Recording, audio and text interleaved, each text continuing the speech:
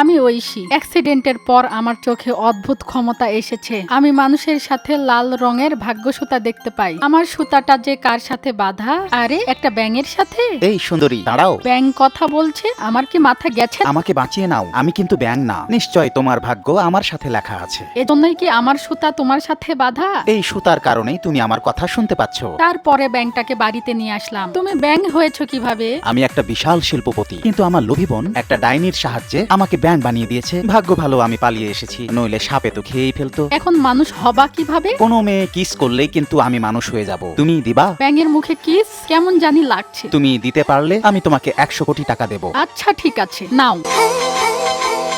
Thank you. আমার secretary তোমাকে টাকা পাঠিয়ে দেবে। আমি একটু প্রতিশোধ নিয়ে আসি। একই তোমার থেকে দূরে সরলেই আমি আবার ব্যাঙ হয়ে যাচ্ছি। মানে কি তাহলে এখন তোমার সঙ্গে সবসময় থাকতে হবে আমার? সেটাই তো মনে হচ্ছে, এজন্যই লাল সুতা বাঁধা ছিল আমাদের। তোমার থেকে দূরে গেলে আমি আবার ব্যাঙ হয়ে যাব। থাকো না আমার সাথে সারা জীবন। বন্ধুরা, তোমরা লাইক, কমেন্ট, সাবস্ক্রাইব করলে ঐশী আমাকে ছেড়ে যাবে না, আর আমাকেও ব্যাঙ হতে হবে না।